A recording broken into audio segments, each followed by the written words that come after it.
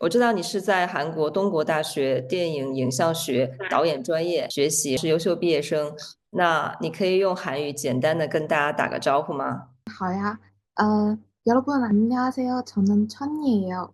你觉得韩国的留学经历给你的后面的导演生涯带来了什么帮助吗？其实帮助很多。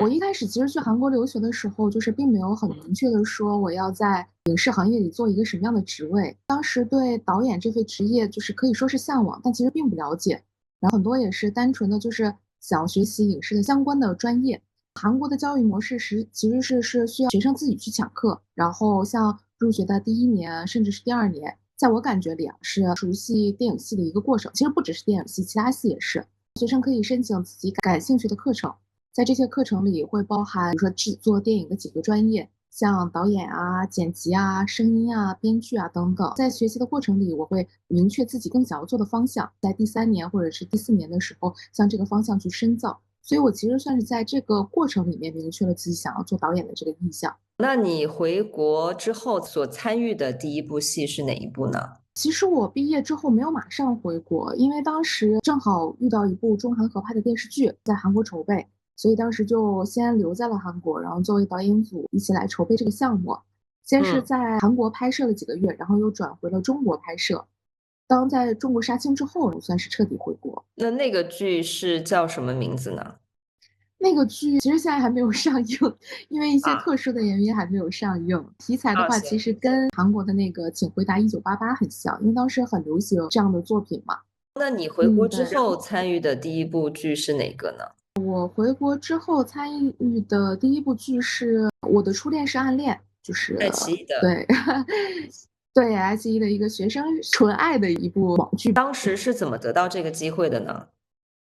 因为我回国之后是进入了一个制作公司，在这个制作公司里面有一些锻炼，比如说我可能先做的是执行导演、第一副导演或者是联合导演，慢慢的接触项目，然后才发展成了导演。在前期就是锻炼的过程里面，制作公司会有很多项目嘛，所以我也会一块儿参与到里面。参与过几部剧之后拿到的第一个导演的角色。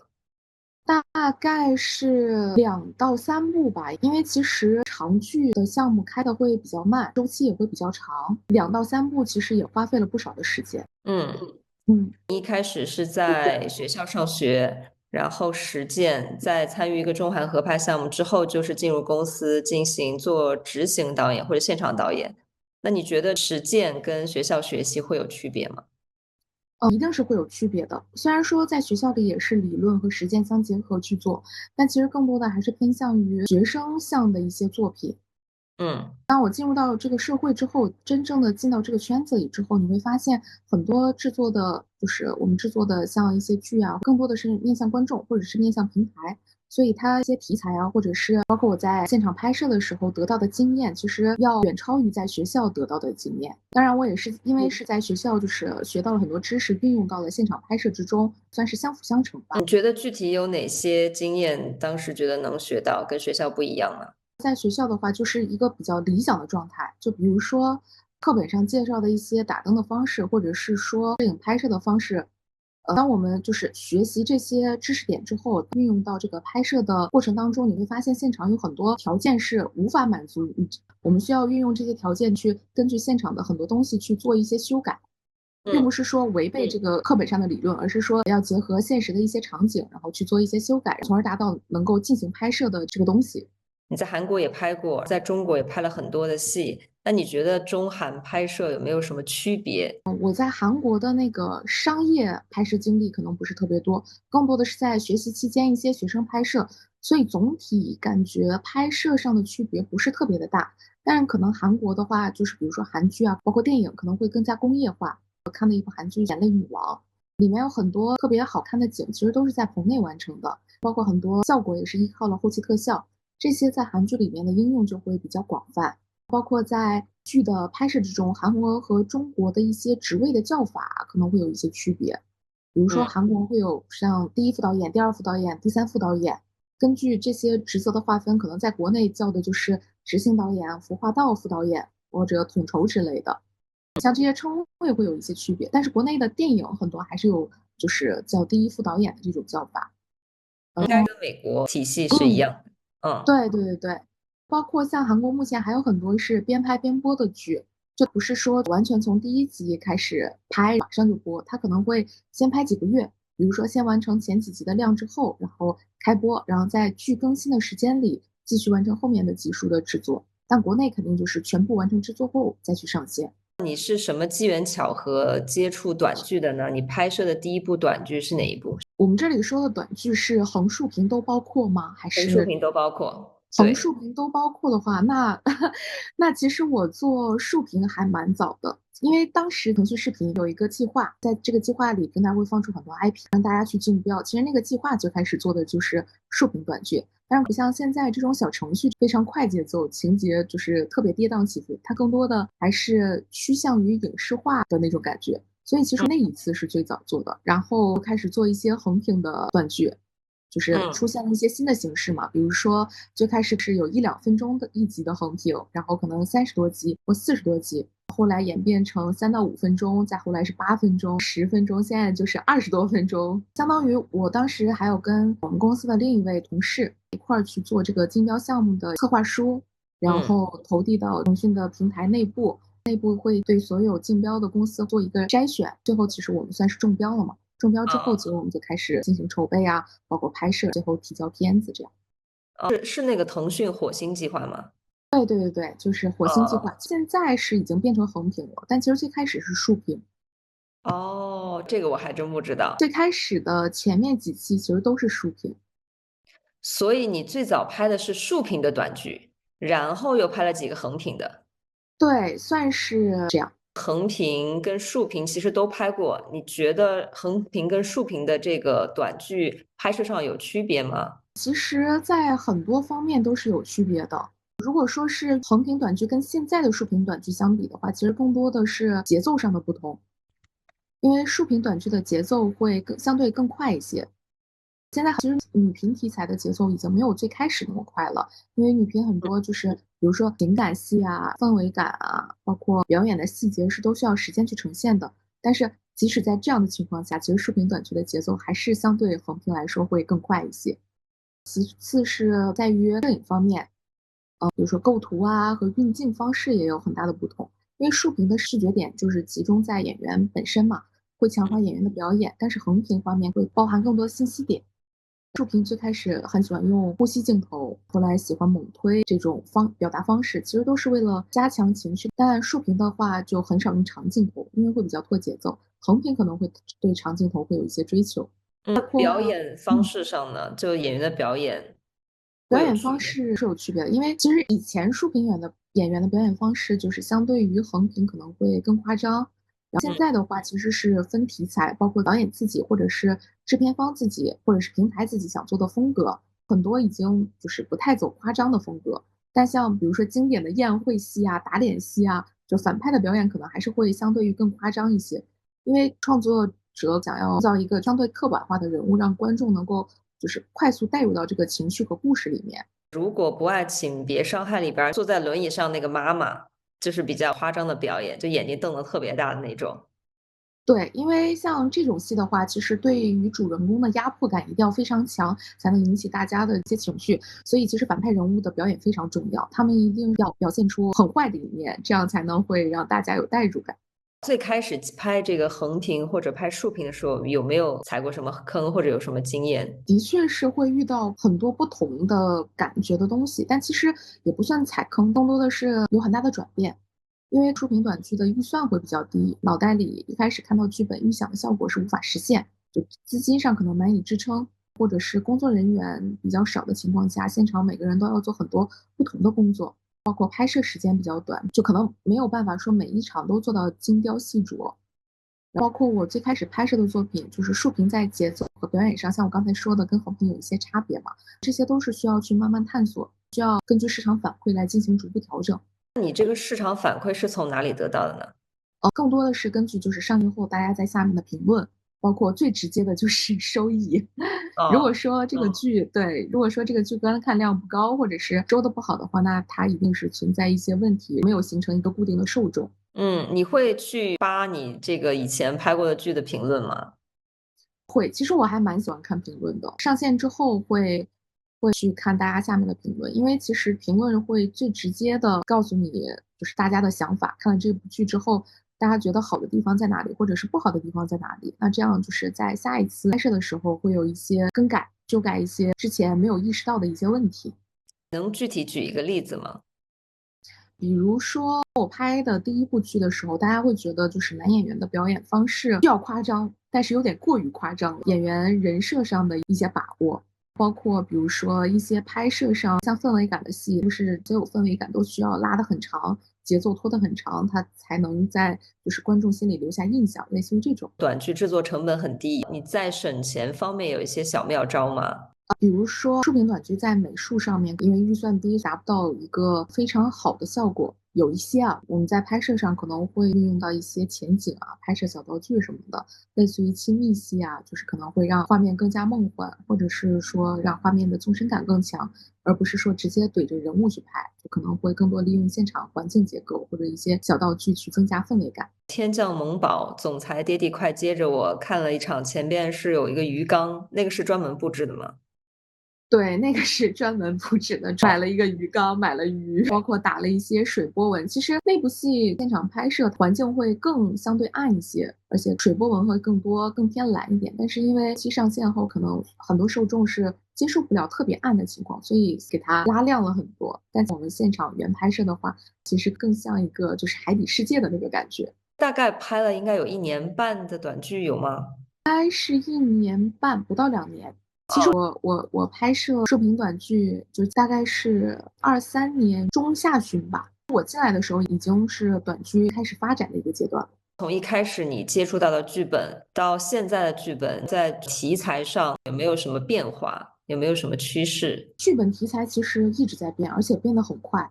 就比如嗯，说最开始的时候，大家做的更多是男频，比如说男频里面的小人物逆袭、汇率差，或者是末世题材，直到女频的出现。女频最开始比较流行虐恋，后来是萌宝，然后甜宠，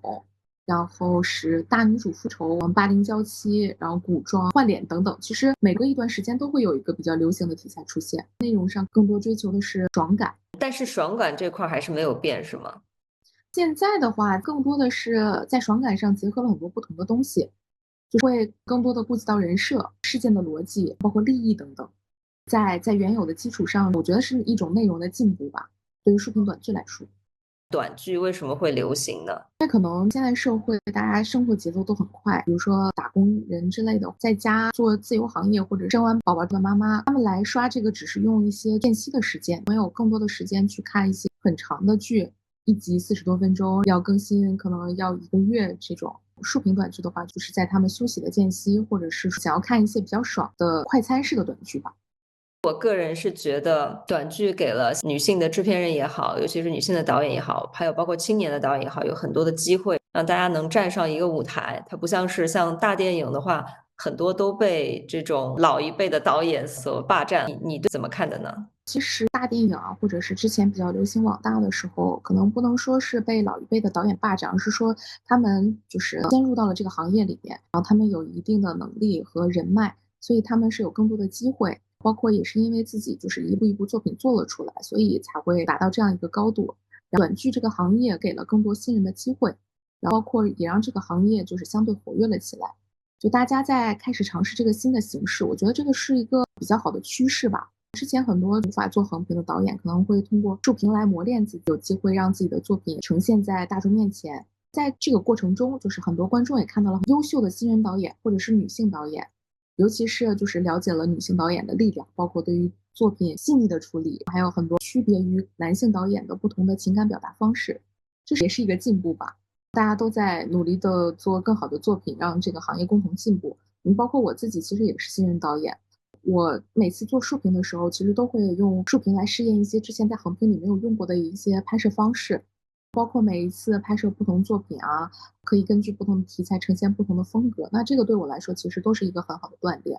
以后的话，不管是拍竖屏或者是横屏，其实都是一种很宝贵的经验。举一个例子，在哪个作品中运用了新的表现方式呢？比如说像刚才我们提到的那个鱼缸做前景，虽然一些剧里都有过类似的呈现，但其实对我来说还是第一次。不只是用它来做前影，包括用它来打光，再加上是像刚才说的，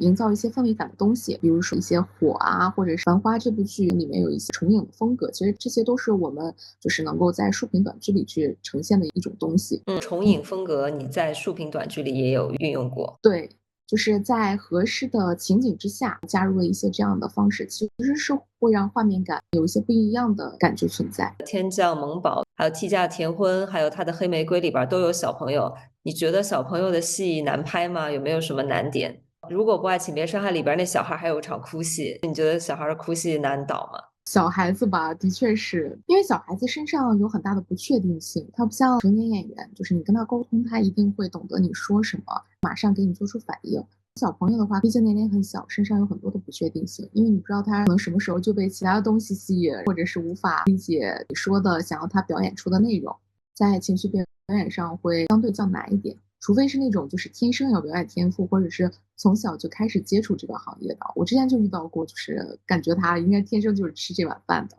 但其他的小朋友让他会提前背好台词，然后比如家长帮助提前演练，到现场后就会更容易进入拍摄情境。其实我拍摄的小孩子可能年龄层还是能够听懂你说的话，你用一些简单的词汇去表达，他是能够 get 到你想说的什么，然后或者是类比一些事情去让小孩子共情，然后就这样去引导他逐步进入一个伤感的情绪里。包括父母的话也会在一旁一块儿去沟通，让小孩能达到演哭戏的一个情境。他是怎么最后哭出来的呢？我其实之前拍《云开见月明》吧，里面有一个小男孩，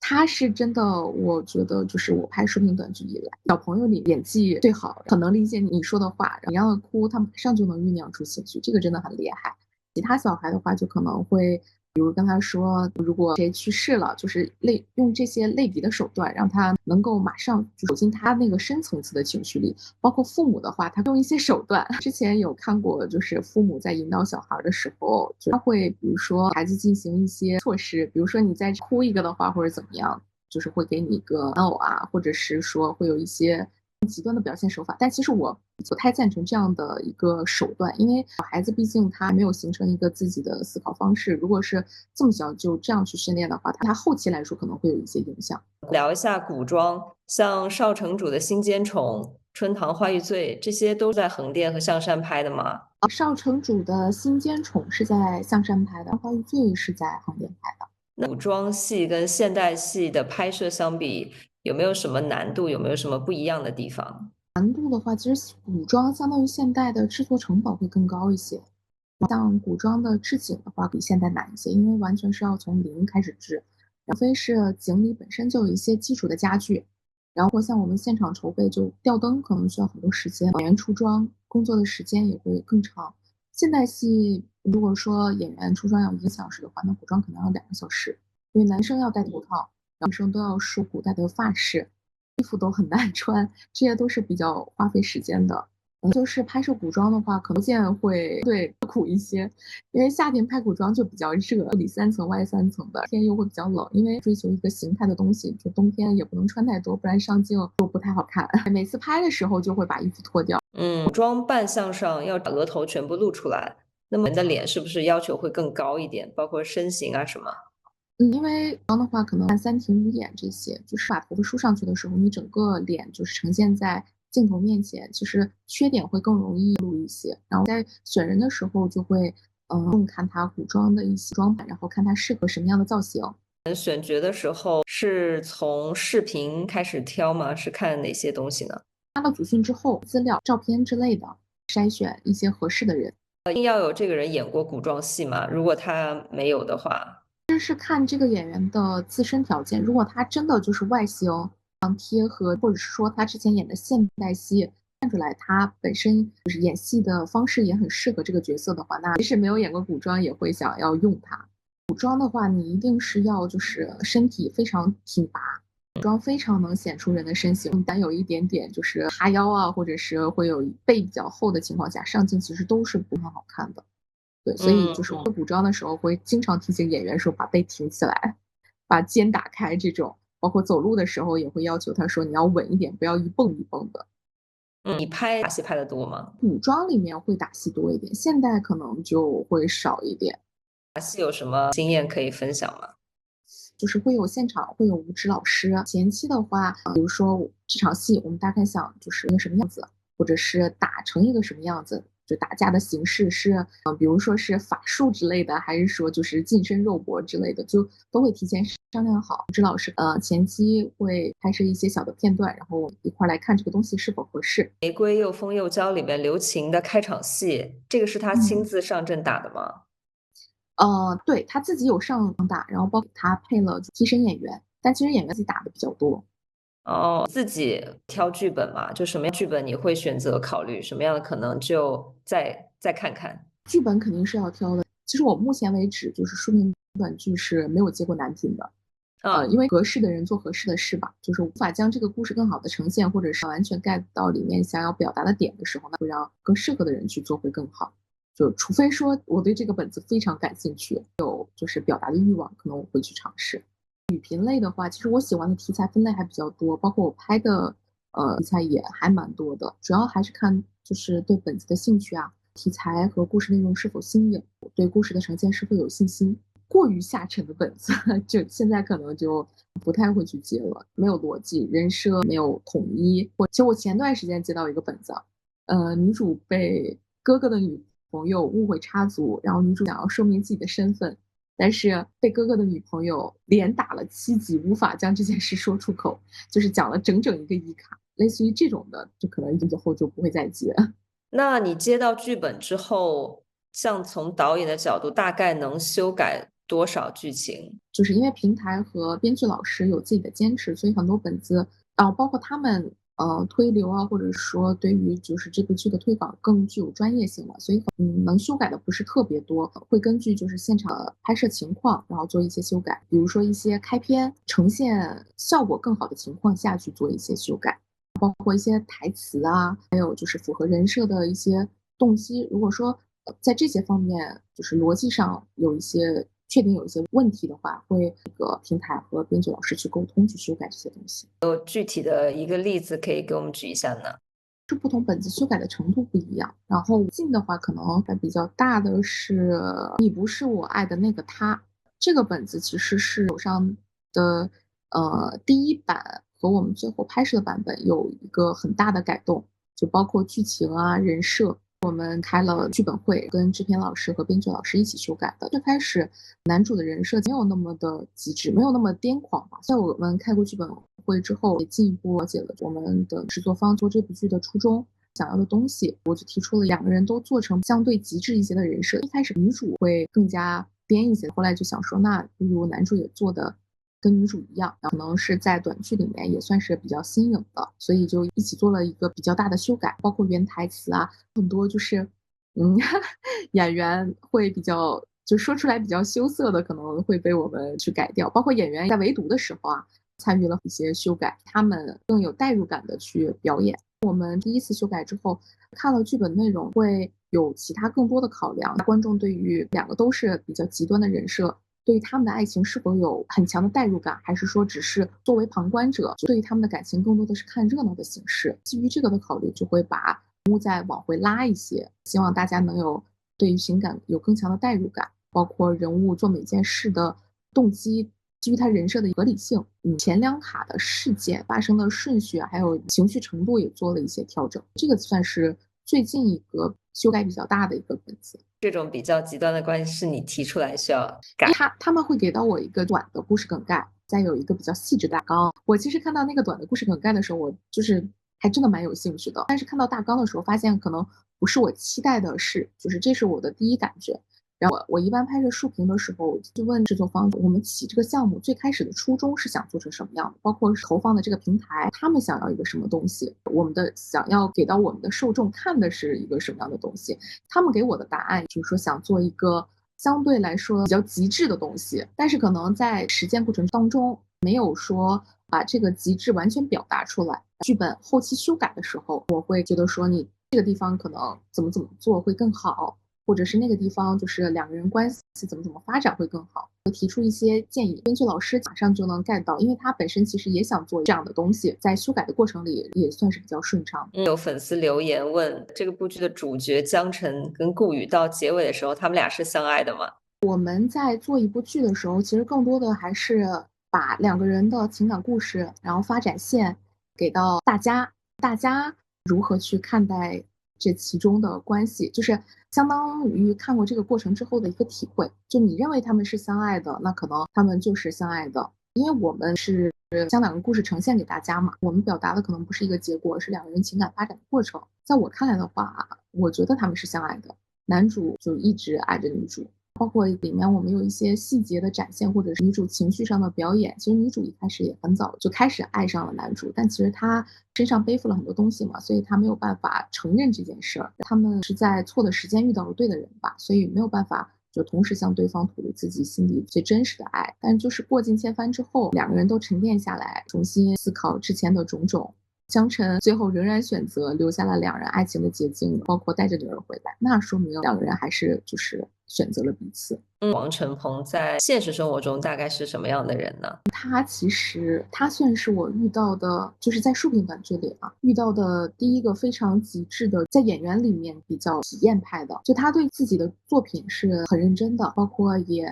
是一个比较执着的性格。就比如说我们在前期开剧本会的时候，包括左一啊，左一其实也是一个对自己作品非常认真，然后也是一个很执着的性格。就我们会有一个比较深入的讨论，就是这两个人在每个事件中该如何做，包括他的情绪的上的表达，这两个人都有一个非常明确的对于自己人设的了解，包括对于我们剧本的修改也投入了很多很好的东西。在现场演绎的时候，像王晨鹏，他真的就是完全需要靠自己的情绪，就是体验派是需要完全带入到自己的真实感情里。我在现场我们有聊过这个事，其实这个对于演员来说是非常伤自己，尤其是在竖屏短剧里，大家的拍摄节奏比较快，这样大情绪的表演，包括在《你不是我爱的那个他》里面，很多表演都是那种情绪起伏的，动不动就是要伤心啊，要哭啊，包括跟女主的一些对手戏里面，他都是提前开始酝酿，后完全带入到自己的情绪里之后开拍，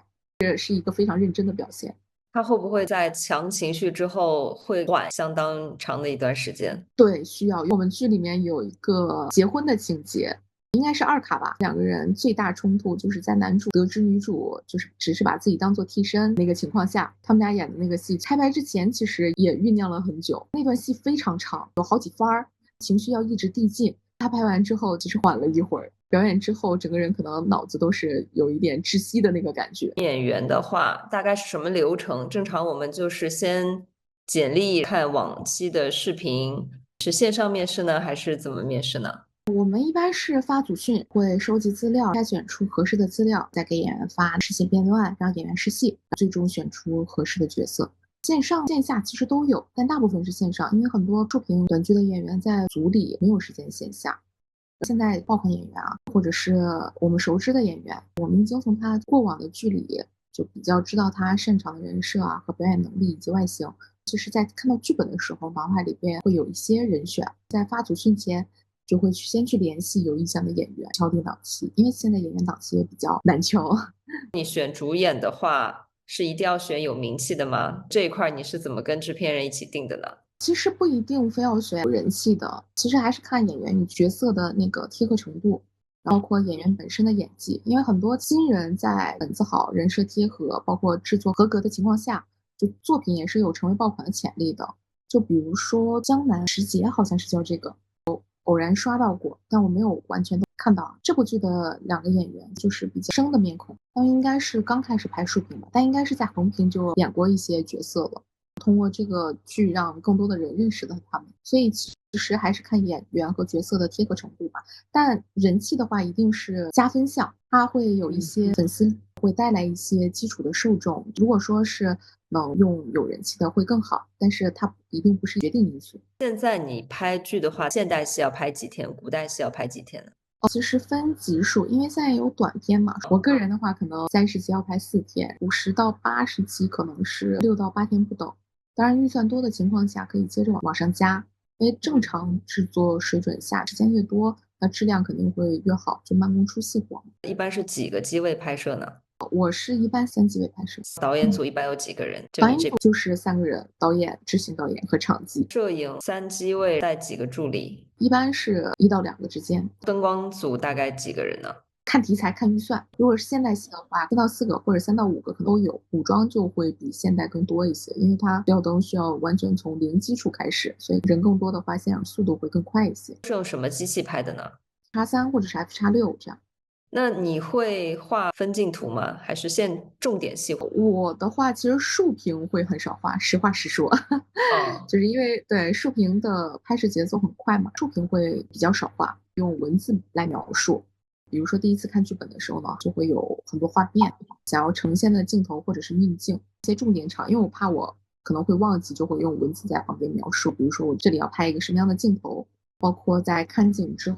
后，就会结合景的具体的条件去做一些调整。有一些戏是收音，有一些是配音。那在什么情况下你会选择配音？什么选择去收音呢？比如说现场收音或者是后期配音，如果说在演员音色贴合角色、发音吐字清晰，他的那个表演具有代入感的情况下，演员自身条件比较好的情况下，一定是现场收音会优于后期配音。我肯定会选择现场配音，因为很多后期配音其实是没有办法还原演员在现场的表演状态和代入感的。如果说现场的拍摄条件比较困难的话，比较嘈杂，或者相邻的组比较多，可能没有办法让其他组都静音的情况下，那可能就是会选择后期配音。因为其实现场收音的劣势就在于需要更多的时间，以及对现场环境要求会更高。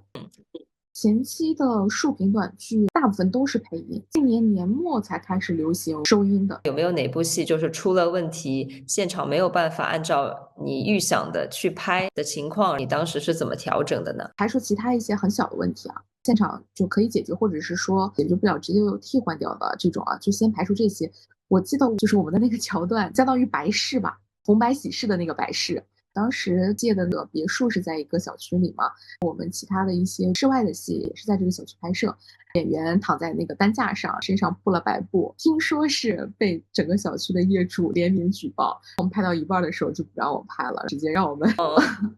对，但我们已经拍摄了很长一部分了，所以如果说完全重拍的话，可能没有办法去再空出这么大的时间去补拍。当时完全不能在这个小区内部环境再拍摄下去。当然，我们也能理解啊，多多少少会对这个事情是有一些介意的，所以我们当时离开了那个小区。后期补的时候，其实是找了一个。因为我们当时庆幸的是全景已经拍完了，幸景就是演员身后的环境较为模糊一些，所以我们找了一个背景色块很像的地方去进行了补拍，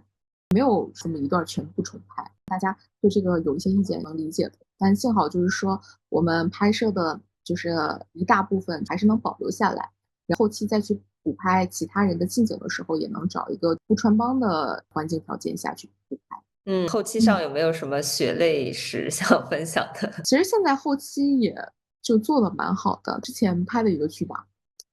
上线时间比较紧，后期就是出了一版剪辑之后，发现我们现场拍摄的很多素材都没有用，包括后期也没有运用素材，就是去搭建出符合这场戏情况下该有的氛围感和拉扯感。整个片子就是在我们看来是没有达到预期的，所以其实比较遗憾。但是上线比较紧张嘛，也没有修改的时间。这个其实对于前期创作者来说是比较遗憾的事儿。很多后期不了解现场拍摄情况，更多的是按照剧本内容来剪，并且在时间不足的情况下，可能就是一个比较基础的剪辑。但是时间充足的话，它可以好好的过一下素材，加入一些剪辑的思维去进行二次创作，把该紧该松啊，或者是情绪该起该伏的地方都去剪出来。而且后期公司每天接的竖屏短剧也比较多吧，或者是作品着急上线的情况，就很多方面是没有办法顾及到的。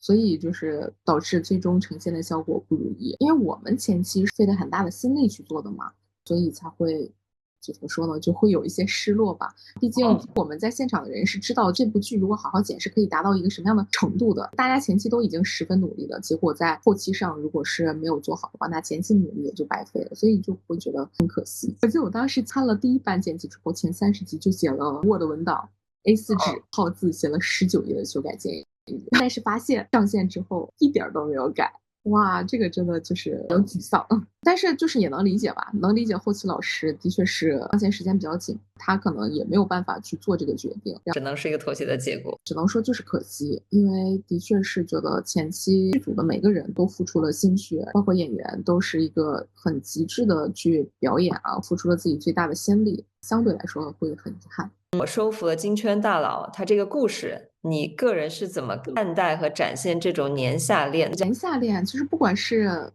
一方是年下吧，就主要还是像现在两个人之间比较独特的那种年龄差异，还有就是情感纠葛，主要是呈现一种禁忌感和保护欲呈现出来，一定是哦，在法律道德允许的前提下发展故事，而且男主的话可能不能就是过于别辈的那个感觉，就是爹味儿过重。就是要嗯，成为一种成熟的伴侣，因为其实我们像《收服了金钱大佬》里面也是，的那个男主角色有一些就是引导型的情感伴侣的感觉，真就是怯懦一点的女主，然后到期，一定的成长，自己去对独立面对一些事情，这个剧的时候有没有什么小的插曲吗？算是比较宠啊，然后会有一点点清晰感的剧，所以其实我们现场拍摄氛围还是挺欢乐吧。当时是后期阶段吧，有一场戏是就是女主啊，丫丫情节是说她生了要进医院了。开始演的时候，她其实应该演出一种这个宝宝一直在比较紧急的情况嘛，她第一次演出了一种自豪感，跟男主说我快生了，你快来夸我的那个感觉。当时还挺有趣的。然后包括他在现场还会总会不经意的做一些莫名的举动，就还蛮可爱的。像奶奶也很有趣。然后我们有一场也是进了医院之后，女生要生了，他们一块儿推那个车，奶奶跑得非常快，那个车都赶不上奶奶的跑步速度。哦，王毅然拍的叫《绿茶有绿茶的本事》，但我好像没查到那个剧改名了吗？还是还没上啊？他是改名了，在抖音和那个爱奇艺叫妹妹她有点上头，在红果上小撩金，她坏得很。那这部戏的拍摄的时候有什么小插曲呢？我们拍这个戏啊，每天都有很多打引号的小惊喜，没有很多时间去做一些细致的创作，这个是比较可惜的。因为大家都比较尽力嘛，包括我们的演员，像王依然还有那个赵慕言，两个人都是各个方面很优秀的演员嘛，也还是呈现出了一个相对满意的作品。我们这部剧其实是非常搞笑的，甜宠加清洗，应该不算清洗了。我看到大家的反馈是觉得比较好笑的，这个是我们都觉得很庆幸的部分吧。包括我们在现场拍的时候，很多东西也是在围读在现场拍摄的时候碰撞出来的一些喜感的东西。有哪些地方是现场，比如说围读的时候突然增加的小细节呢？温暖是女主嘛，她一开始是没有眼药水的这个情节的。当时慕言来定妆的时候，我们就说能不能有一个滴眼药水的，因为她如果说自己哭的话，那其实还是没有达到那个搞笑的效果。随时身上揣个眼药水，然后随时滴。我们在现场的时候，其实一开始是想让她就是躲着人滴的，但后来我就觉得说，只要男主没有看到，其他人看到反而是一个喜感的情况。后来就是只有背着男主来滴，但其实其他人都看到他滴眼药水，然后觉得这个人怎么敢，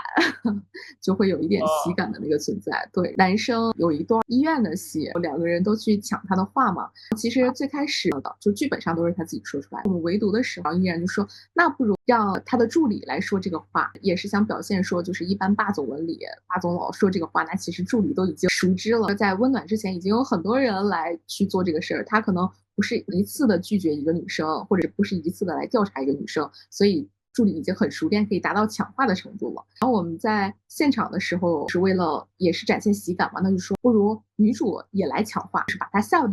半段话也给抢。对，这个点可能就是会就是比较符合这个剧情。就等于说演员进行了对角色进行了二次创作，让这个剧变得更精彩了。对，我们每次修改剧本的时候，除了我们第一番内容创作者，就比如说编剧老师，或者是我来拿到剧本，或者是制片老师这边，我们会有一个第一番的修改。然后在围读的时候，会加入演员的一些想法啊，会进行第二番的修改。在现场拍摄的时候，就根据现场的一些拍摄条件，会进行第三番的修改。这样就是逐步把这个形成一个更有逻辑性的，比如说我们想展现搞笑啊，或者想展现虐恋或者拉扯这种，就把这个东西做得更极致一些。男主就是王毅然，他在现实生活中大概是什么样的人呢？很健谈，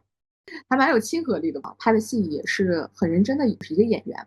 就是他自己也会钻研剧本，包括我们第一次合作的时候因为他当时其实在竖屏短剧里已经拍过很多做法，已经是爆款演员了。所以围读的时候，我觉得他可能是对于我们第一次合作的那个本子已经演过类似的戏了。然后，但是他在围读的时候，对于一些台词还会很羞于说出口。那我们再问到刘晴，他在现实生活中大概是什么样的人？他的话，我具体不知道他是哪里的人啊，但他整个人就是外形条件是那种比较硬汉，整个人也是比较开朗的那种，没有什么包袱的感觉。他就是整个人感觉会有辽一点宁人，东北气质。对，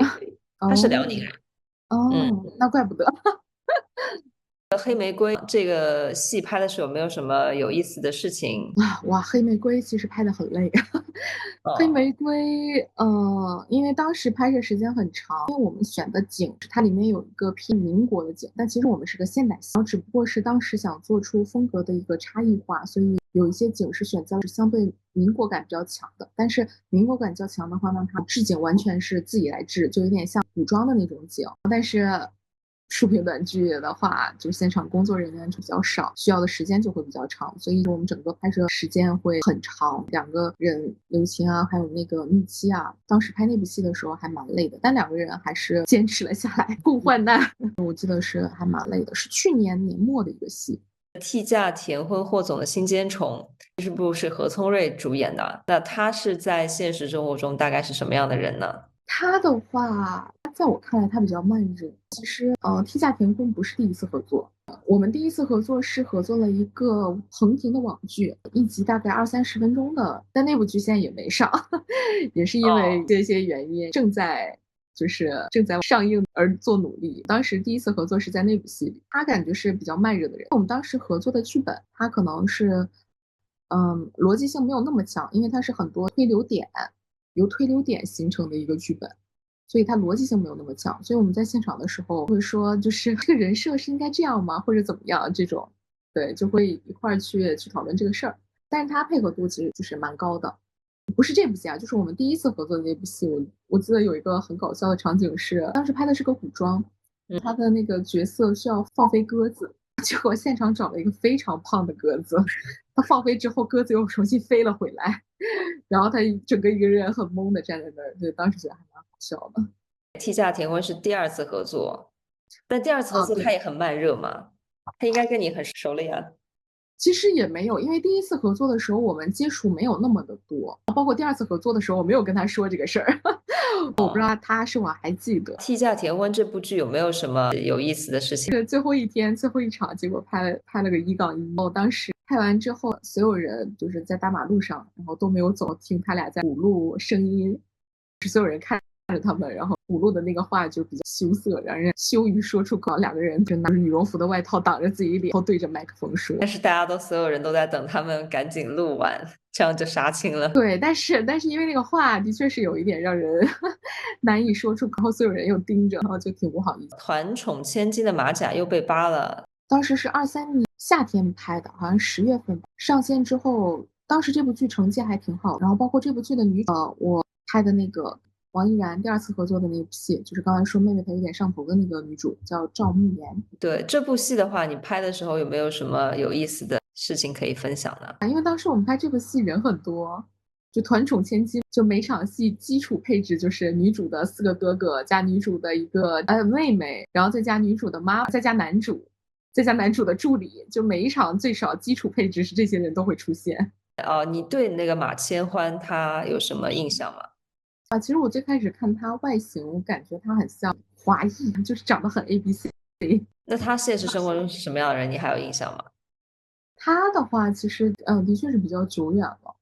他好像还蛮随和的。有一场吧，可能是出电梯，有一个情节是他倒在地上，我们喊开了之后他也不起来，他就躺在地上说不要叫我，我就在这睡了。因为太累了，现场拍摄时间太长了。因为像团宠的戏的话，每个人说一句话，那每个人都要拍，时间就会翻倍的往上涨，大家都就是在那排队等着拍自己。也走不了，因为人就得站那儿。有没有就是相对觉得轻松一点的短剧？轻松的话，其实都不太轻松。我拍摄视频的话，我想说做一些新的尝试，比如说在画面构图或者说是氛围感呈现上能够达到一个更好的效果，所以在现场就相对来说要求会稍微高一些，毕竟拍了嘛，希望大家都能有一个更好的作品。